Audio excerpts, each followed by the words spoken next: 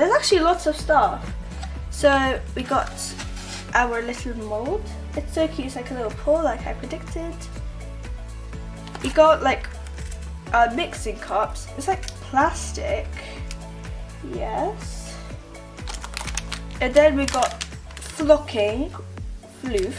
I like to call it floof. We got the squishy gels. They're both, it doesn't say how much milliliters they are, but maybe it will say on the back of the packaging. Wait, let me check.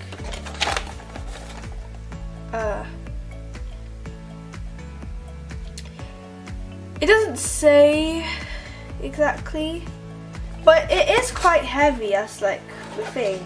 As it will definitely be able to make more than one Taba Squishy.